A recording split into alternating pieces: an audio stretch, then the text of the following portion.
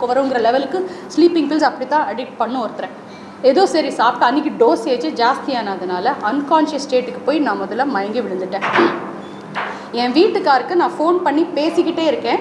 பேசிக்கிட்டே இருக்கும் போது தான் நான் மயங்கி விடுறத அவர் அப்படியே பார்க்குறாரு. அவர் சென்னையில் இருக்கார். பேசிகிட்டே இருந்து எனக்கே கம்ப்ளீட் அன்கான்ஷியஸ் ஸ்டேட்டுக்கு நான் போயிட்டேன். என் வீட்டில் அன்றைக்கி நான் தனியாக தான் இருந்தேன். எனக்கு சர்வெண்ட் மெய்ட்ஸ்லாம் யாரும் அங்கே ஹெல்ப்புக்கெலாம் என் கூட ஃபுல்லாக இருக்கிற மாதிரில நானே சமைச்சிக்குவேன், நானே சாப்பிட்டுக்குவேன்.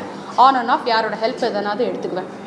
இதுதான் நடந்த உண்மை. அவர் தான் போலீஸுக்கும் ஆம்புலன்ஸுக்கும் சென்னையிலேருந்து அவர் அப்போ டிக்கெட்டே புக் பண்ணிட்டார் வர்றதுக்கு ஹைதராபாத்துக்கு. அந்த கேப்பில் போலீஸுக்கும் ஆம்புலன்ஸுக்கும் இன்ஃபார்ம் பண்ணி என் ஒய்ஃப் இந்த மாதிரி அன்கான்ஷியஸாக கிடக்குறாங்க வீடு வந்து இப்படி தான் இருக்கும், இந்த அட்ரஸ்ஸு, இந்த வழியாக டோர் போய் இந்த டோரை உடச்சி உள்ளே போய் அவங்கள தூக்கிட்டு இம்மிடியட்டாக ஆம்புலன்ஸில் கொண்டு போய் ஹாஸ்பிட்டல் அட்மிட் பண்ணுங்க அப்படின்னு சொல்லி கடைசியாக உயிர் காப்பாற்றப்பட்டு அவுட் ஆஃப் டேஞ்சர்லேருந்து வந்து நான் நல்லபடியாக இருக்கேன்.